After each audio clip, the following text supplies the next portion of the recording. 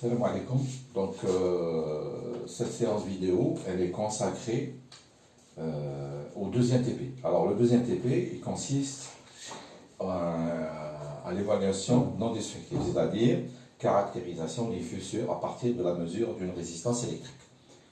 Il s'agit de caractériser la géométrie d'une fissure à partir de la mesure de sa résistance. Alors, cette application va nous permettre de mettre en œuvre une des techniques de contrôle non destructif, le CND par conduction ou par injection de courant.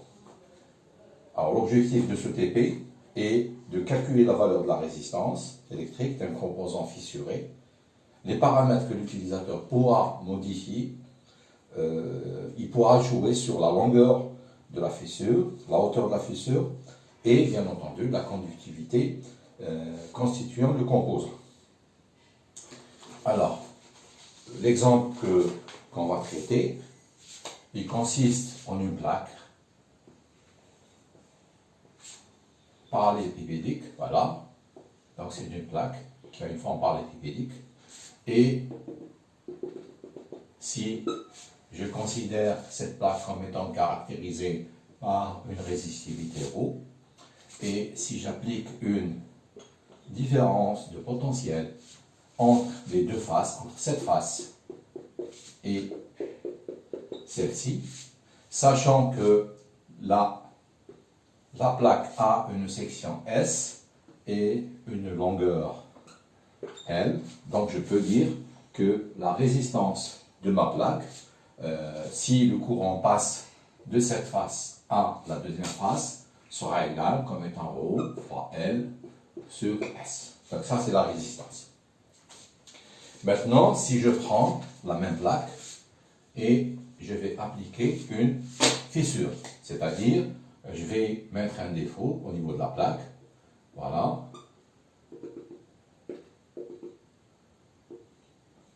c'est à peu près là, donc ce défaut, donc il est intéressant de calculer la nouvelle résistance, c'est-à-dire la nouvelle résistance, ça sera R1 qui est égal à ρ, toujours la même résistivité. Alors maintenant, la longueur, au lieu que le courant va traverser toute la plaque, ben le courant il va bifurquer, c'est-à-dire il va prendre ce chemin pour passer du pôle positif au pôle négatif. Donc là, cette longueur L parcourt fois sur la section du parcours. Alors la section, elle va changer de cette section à une autre section. Donc la section qui va changer. Donc le calcul de la résistance devient un peu complexe. Alors, je vous ai fourni dans le document quelques modèles qui permettent de calculer la résistance. Donc vous avez le modèle 1 qui consiste à diviser votre structure, c'est-à-dire vous avez la structure avec un défaut. Donc là, vous allez diviser en trois résistances. Une résistance R1, une résistance R2 et une résistance R3. Donc là, vous allez obtenir R, ça sera égal à R1 plus R2 plus R3. Bien sûr, ce calcul étant fait par des méthodes analytiques. Alors, la résistance R1, elle est donnée. Vous avez la formule sur le document. La résistance R2 aussi, elle est donnée. Et vous avez la formule sur le document, bien sûr. Et vous avez la résistance R3. Ça, c'est le premier modèle. Le deuxième modèle, au lieu de faire cette division, nous allons faire une autre division. C'est-à-dire, je prends toujours la même structure avec le défaut et je considère ma résistance comme étant une variation conique. Le courant varie de cette manière, c'est-à-dire je vais avoir cette variation, c'est-à-dire le courant il va circuler comme ça. Donc là aussi, j'ai une résistance R qui est égale à R1, R2 et R3. Donc R1 plus R2 plus R3. Donc ça, c'est, si vous voulez, la méthode analytique. Alors maintenant, si on veut faire le calcul par des méthodes numériques, là, il faut qu'on introduise les équations de Maxwell. Donc le but du TP, c'est de faire un calcul analytique en utilisant le premier modèle, en utilisant le deuxième modèle et en utilisant le modèle numérique. Alors maintenant, on va essayer d'aborder le côté numérique pour voir comment l'utiliser avec les équations de Maxwell. Donc je vais effacer ce que je viens de noter sur le tableau et nous allons aborder directement le modèle qui est, si vous voulez, qui dépend des équations de Maxwell. Alors, je reprends toujours ma structure. Donc, vous avez la structure, vous avez une fissure, voilà, et je la prends en 3 dimensions.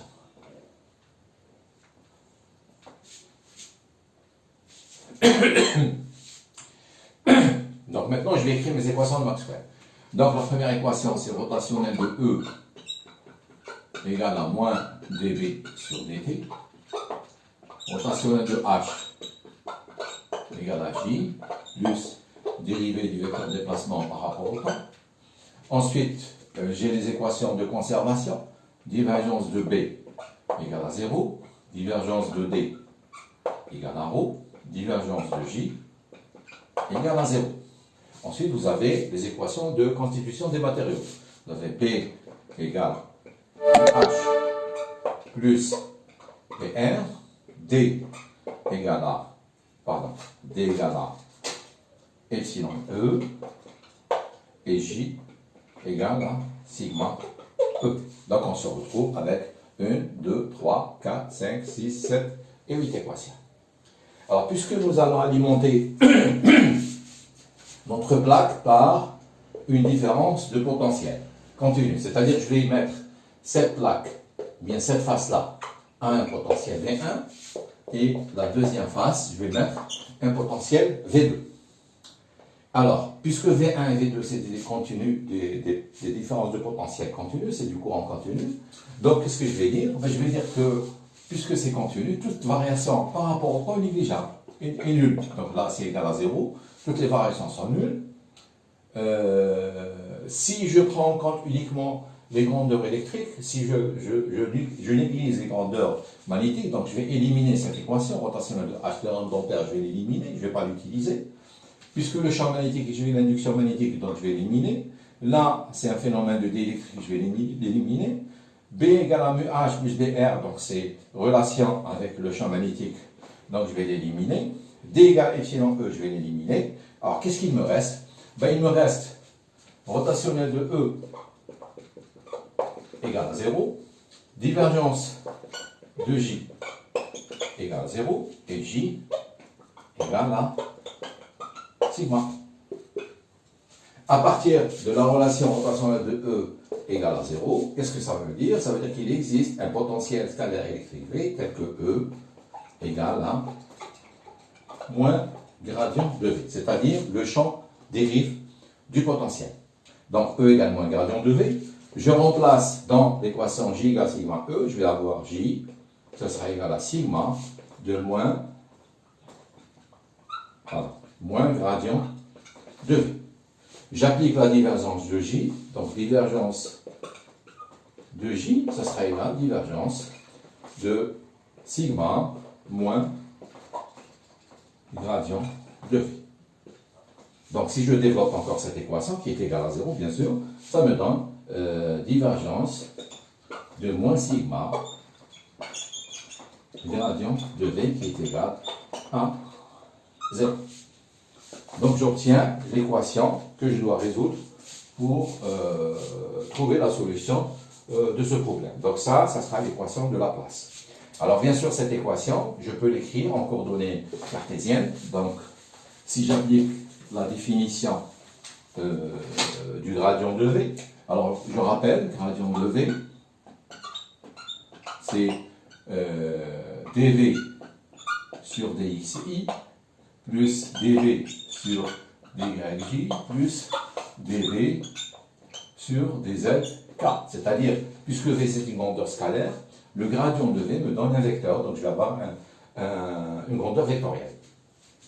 Et divergence d'un vecteur, par exemple ce vecteur-là, c'est un vecteur V par exemple, un vecteur E, ça sera égal à quoi? Ça sera égal à dEx sur dx plus dEy sur dy plus dEz sur dz. Sachant que E, le vecteur E, il a trois composantes, Ex, EY et EZ.